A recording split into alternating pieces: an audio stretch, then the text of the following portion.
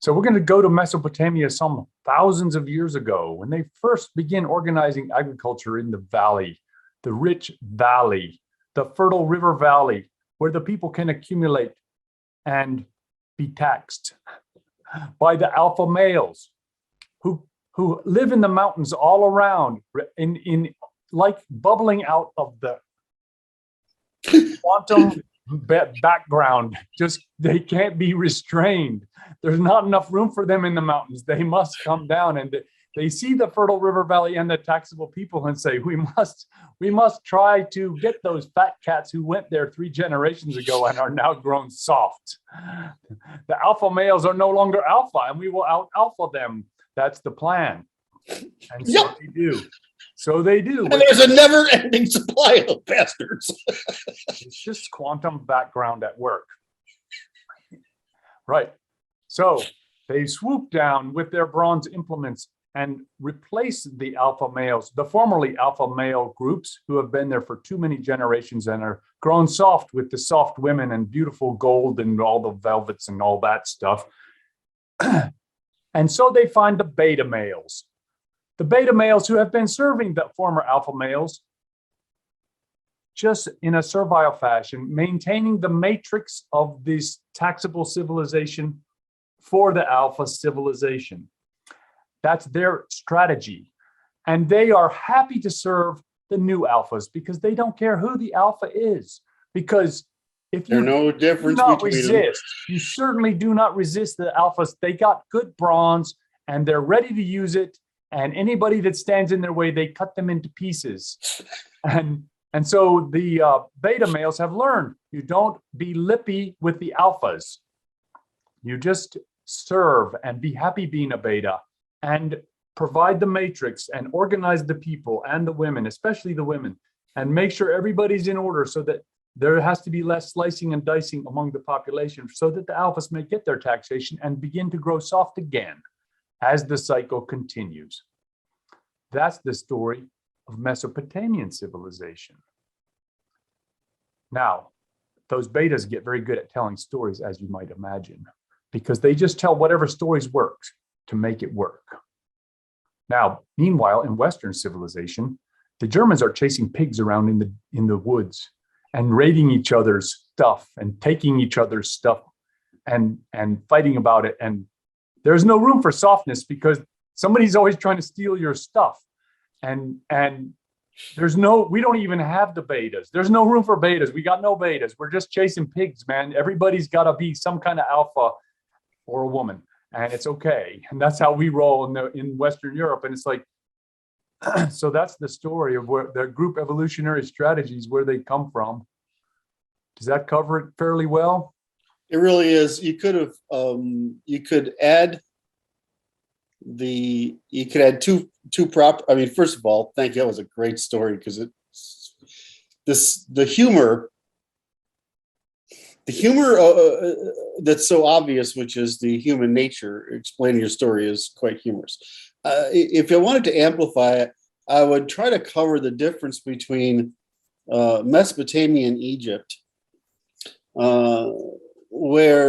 and I would start out with a reminder that it was the priests that were there first. And so what happened is the alphas came down and they decided, well, I can keep using these priests to organize all this territory, but I can now use bronze and I can tax the living shit out of them. And that it was, and that the difference is that there's deserts around the Nile and there's bad guys around Mesopotamia. Just mountains full of guys percolating out. So there's not enough room in the background for them. So the difference is the priests in Mesopotamia versus the priests in Egypt, and they're different powers, and the monarchies in Mesopotamia, or the bad guys, and the monarchies in Egypt. and what those relationships are. In other words, the relative strength between the priests and the aristocracy, the priesthood and the military aristocracy. And so that comparison helps us. And then if you go to the Indus River Valley and say, where the fuck happened? Where's the aristocracy? Matter of fact, we're the priests. What happened here? And we still don't know, because there don't appear to be either group. So why did people get along just fine there?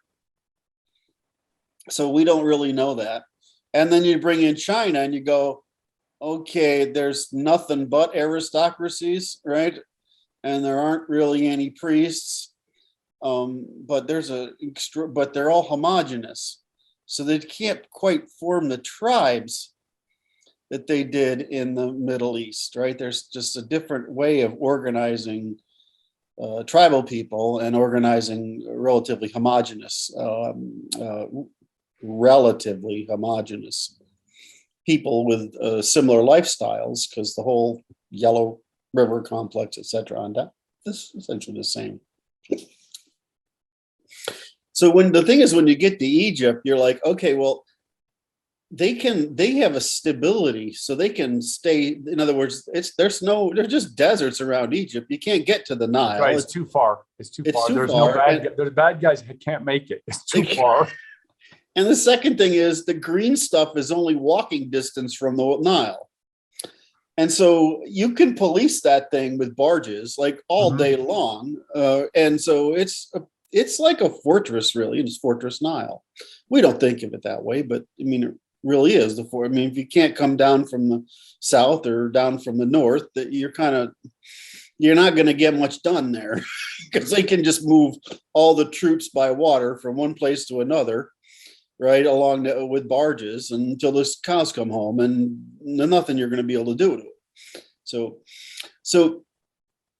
the thing is, though, that the Egyptians got this safety, so they're actually trying to get a hold of more commerce, which is in the Mediterranean, between the Hittites in the north, the Mesopotamians in the east, and themselves in the south. And the problem is the Mesopotamians are surrounded by the largest number of hooligans, right? And so the Egyptians start say, well, this is a tribal area up here. It's not like Egypt.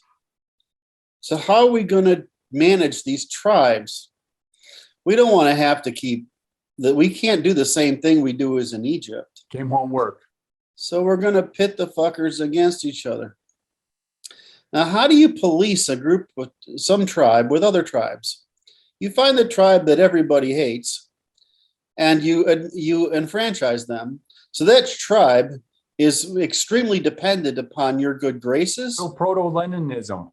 Yeah. Oh my Lord. Did you get it? Do you see now? Oh my goodness. Proto-Leninism at work. So who were the proto-Lenins? They call the Hebrews. That's why they know how to write. They're good betas. Everybody uses them as the beta. Exactly. And they're freaking good at it. They've done it for thousands of years. So they went from Egypt, and the diaspora did the same thing. Well, they can't really, because of their culture was so successful that way, they really suck at building states. But they're really good at building communities, diasporic communities within other states. Right. Does that make sense? Yep. So, by the way, the group is cohesive and persistent. Yes. What you just said, in my opinion. Yes. Okay. And they just built a whole civilization around Leninism, what we call Leninism. Civilization is a strong word for that, but okay. Culture. Yeah, I think so. Yeah, it's hard to call a diasporic people a civilization, but it's really, because in our terms, the way we mean it is, you've got to include territory, right? It has insufficient internal pressure, right, to generate a civilization, which would include a state. Right, but the thing is, their strategy is really good at creating an elite within a state, especially an elite that conspires with the government against the interests of the people. Did you hear what I just said? especially a group that conspires with the state against the interests of the people. Okay, I'm gonna reframe that a little bit just for the audience, because Kurt is so inflammatory, and it is they're great at generating social construction that are against the interests of the people, that are in the interests of the ruling elite. Right. Which is the same thing, but it's just a different pattern. Yeah. And the social construction is the social matrix, which I use that term intentionally because it implies the feminine social matrix, and it is like it points towards the feminine pattern of social influence.